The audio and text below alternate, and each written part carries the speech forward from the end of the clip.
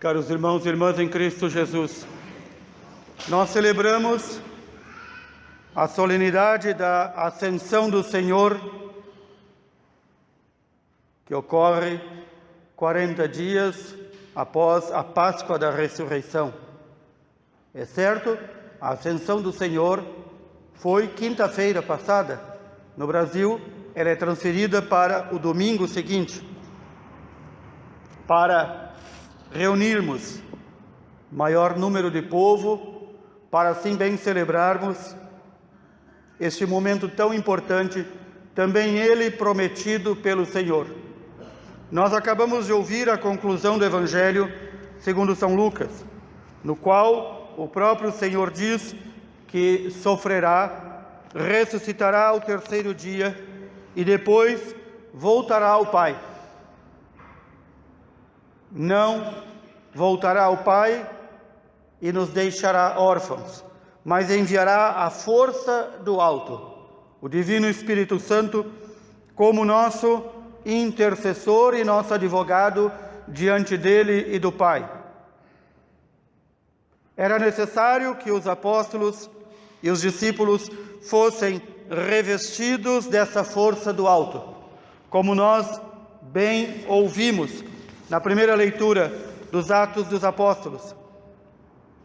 Era necessário que fossem revestidos dessa força do alto, porque, apesar de conviverem com o Senhor e serem ensinados, pelo menos durante 3 anos, apesar de terem visto o Senhor ressuscitado, apesar de conviverem com o Senhor ressuscitado mais 40 dias, parece que os apóstolos e discípulos ainda não haviam entendido qual a missão do Senhor, missão de Messias, Salvador e Redentor, e não de mero restaurador do reino de Israel.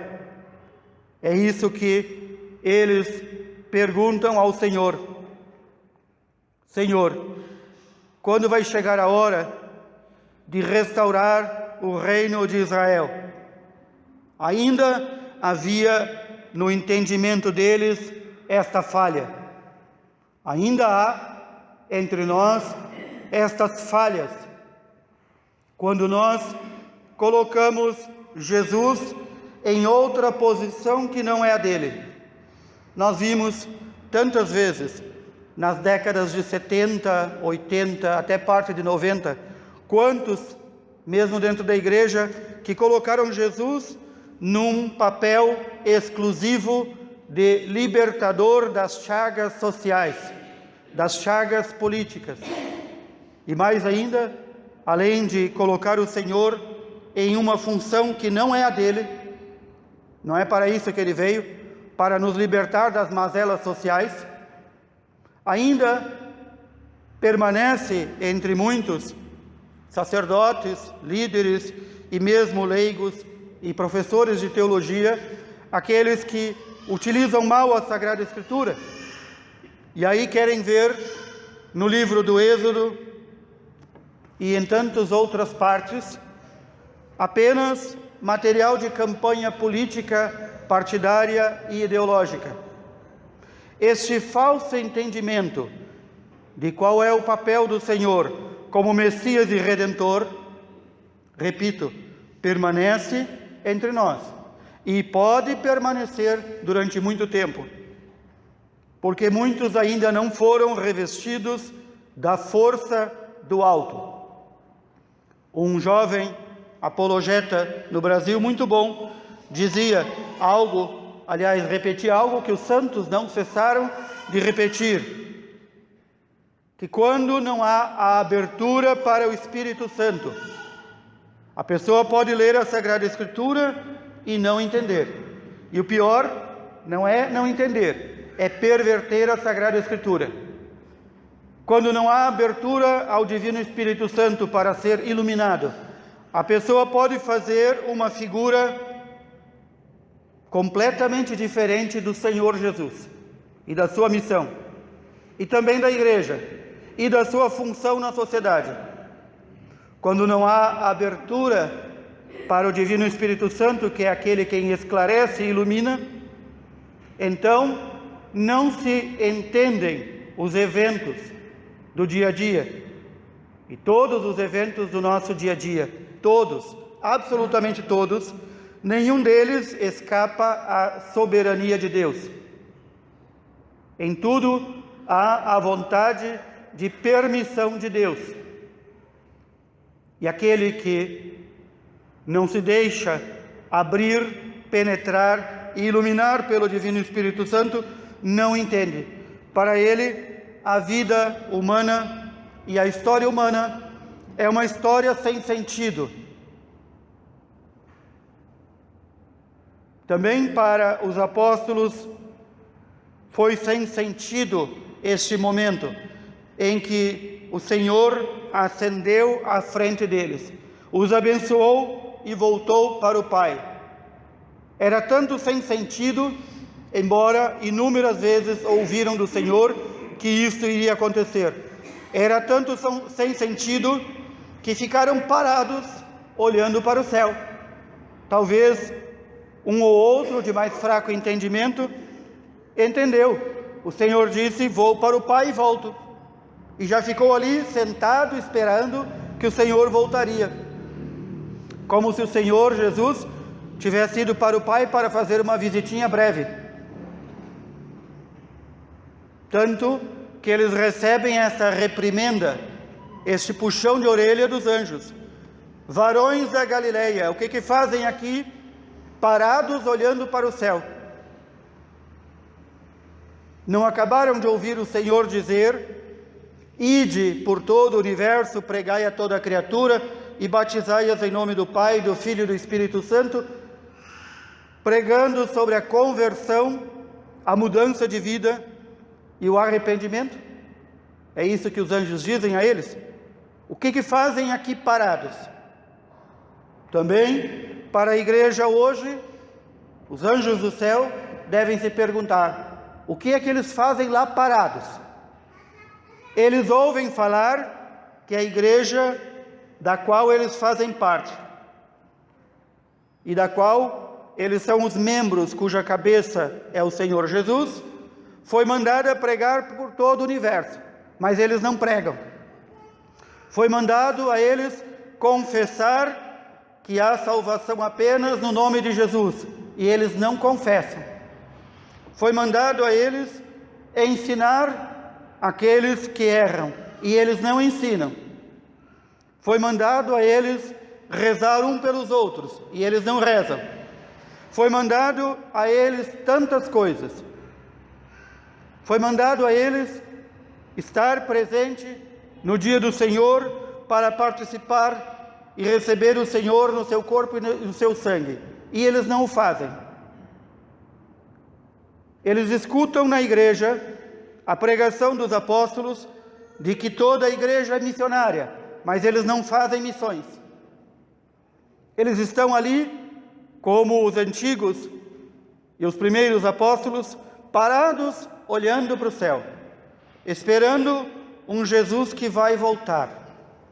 Outro fenômeno interessante aconteceu também na comunidade de Tessalônica, onde ouviram a pregação dos apóstolos, que Jesus que subiu ao céu voltará para nos julgar. E o que fizeram? Os cristãos de Tessalônica ficaram nas montanhas rezando, ficaram nas planícies rezando, esperando o Senhor voltar. E já não trabalhavam, e já não construíam, e já não compravam, e já não pagavam. E o apóstolo Paulo teve que dizer-lhes: quem não trabalha não tem direito de comer. Também nós devemos trabalhar pela nossa salvação, trabalhar para que nós também, como membros, sejamos dignos de um dia encontrar nossa cabeça, que é Cristo, no céu. Nós devemos operar e trabalhar pela nossa salvação, mas também pela salvação de toda a humanidade. Rezar por todos, levar a todos o conhecimento do Senhor Jesus, sem o qual ouviremos esta dura reprimenda: que fazem aí parados? Sempre digo e repito que o grande engano dos nossos tempos, engano este patrocinado pelo demônio, é fazer crer às pessoas crentes de que basta rezar para si e que basta viver uma religião intimista. A religião cristã, a fé católica, não é uma fé intimista, é uma fé missionária, é uma fé expansiva, porque eu recebi o Evangelho, a Boa Nova, porque eu recebi a salvação, eu quero que todos também recebam. Este é o convite que o Senhor nos faz, diria mais, a ordem que o Senhor nos dá. Não ficarmos parados em uma fé intimista. Se nós não ficarmos parados e agirmos e colocarmos todas as nossas forças, toda a nossa inteligência, todo o nosso amor em Deus e na propagação do Evangelho, certamente que quando o Senhor voltar ao toque da trombeta, quando vier julgar os vivos e os mortos, nós teremos a certeza de sermos levados com Ele para a vida eterna. Que o Senhor nos encontre assim, nesta plenitude de amor e de misericórdia por todos. Esta força que o Senhor quer nos dar, vem-nos do Divino Espírito Santo. É Ele que deu ânimo e deu voz aos profetas no passado, e dá ânimo, deu ânimo no passado e dá ânimo no presente aos mártires para sofrerem por Cristo. Também Ele pode iluminar e esclarecer toda a igreja, cumprir a sua função que o Senhor determinou, repetir tudo aquilo que o Senhor Jesus nos ensinou e nos ensinar muito mais, e nos dar esta força que toma conta de nós, que penetra todo o nosso ser, para então podermos ser partícipes daqueles que vão entregar e reconhecer a soberania do Senhor Jesus sobre todos nós. Possamos ouvir do Senhor: que bom que tu te abriste ao Divino Espírito Santo, que bom que te deixaste guiar por Ele, que bom que toda a igreja é dócil ao Divino Espírito Santo. Que nós possamos pedir nesta semana em que abrimos com a ascensão do Senhor, já na próxima semana teremos a vinda do Divino Espírito Santo sobre os apóstolos e sobre toda a igreja. Que nós possamos nos abrir ao Divino Espírito Santo para que Ele nos penetre, assim como diz a Sagrada Escritura, que a força de Deus penetre em minha vida profundamente, como uma cárie em meus ossos. Profundamente penetra em nós, transformando todo o nosso ser, abrindo-nos ao serviço do Evangelho. Louvado seja nosso Senhor Jesus Cristo.